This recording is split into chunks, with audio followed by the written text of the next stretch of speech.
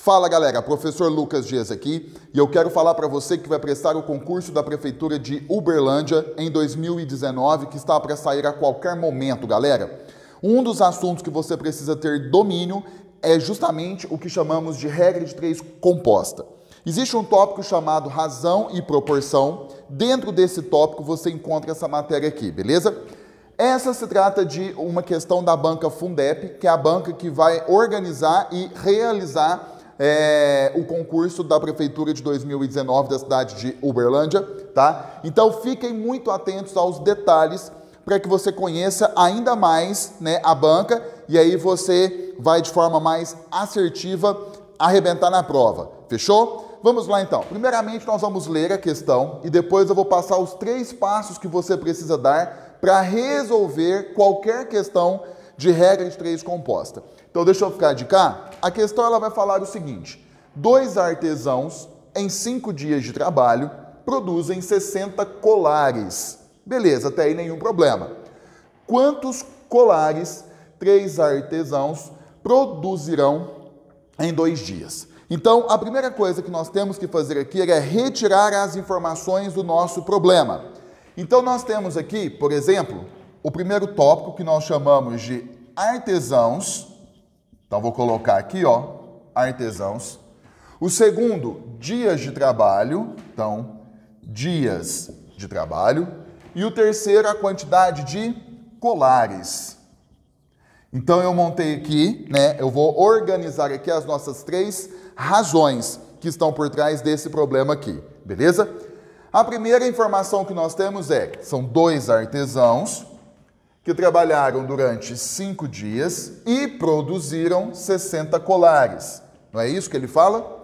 Logo abaixo ele coloca o seguinte: quantos colares, então eu vou chamar aqui de X, 3 artesãos, certo? Produzirão em 2 dias. Pronto. Toda vez que você trabalha regra de 3 composta, a primeira coisa que você precisa fazer é organizar os dados, galera. Tá certo? Fiquem atentos a esse detalhe. 99% dos casos, né, você faz isso de forma direta, de forma tranquila. Pode acontecer de você ter algum peguinha em alguns casos, mas isso é muito raro. A princípio, é sempre mais direto. Ok. A segunda parte do nosso problema é a parte mais complicada e é a parte que você precisa ter muito cuidado, que é onde a gente vai fazer uma análise de 2 em 2 razões, para saber se elas são diretamente proporcionais ou inversamente proporcionais. A gente precisa fazer essa análise sempre, beleza? Caso você tenha dúvida dentro desse tópico, é muito importante que você revise a parte teórica para que você entenda melhor o que nós vamos fazer aqui. O cuidado que você precisa ter agora também é o seguinte: quem que você analisa? Preste atenção. Você sempre vai pegar a razão que possui a incógnita e vai comparar ela com as demais. Ou seja, eu não posso pegar essa razão aqui, por exemplo, e comparar ela com essa. Não posso. Eu sempre vou pegar a razão que tem a incógnita e comparar com as outras. Ou seja, eu vou pegar essas 2 aqui primeiro, tá certo? E depois eu vou pegar essas outras 2 aqui, ó. Agora, qual é a análise que a gente faz? A dica que eu te dou é: dialogue com o problema. Tenta entrar na situação para que fique mais claro ainda. Ou seja, veja bem, durante 5 dias, tá certo? As pessoas produziram 60 colares. Aí o chefe chega e fala assim: agora, pessoal, nós temos apenas 2 dias. O que você acha? Que eles vão produzir mais ou menos? Menos. Então pense bem, aqui a quantidade de dias diminuiu, logo a quantidade de colares também diminui. Então, se as 2 razões diminuem ao mesmo tempo ou aumentam ao mesmo tempo, nós vamos afirmar que ambas serão diretamente proporcionais. Então, vou colocar aqui, ó, diretamente proporcionais. Fechou? Agora, se uma aumenta e a outra diminui, elas serão inversamente proporcionais. Agora, vamos fazer a análise entre essas 2 aqui agora. Esquece essa aqui. Eu tenho 2 funcionários que produziram 60 colares. Aí na semana seguinte eu passo a ter 3 funcionários. O que você acha? Que com 3 eu vou produzir mais ou menos? É claro que é mais. Então veja bem, aqui houve um aumento, tá, de pessoas, de funcionários. Aqui vai haver com certeza então, né, um aumento da quantidade de colares. Então aumentou, logo ambas as razões também serão diretamente proporcionais. Pronto. Então, a primeira parte é você organizar a tabela, os dados. A segunda parte é você fazer justamente essa análise entre esses dados.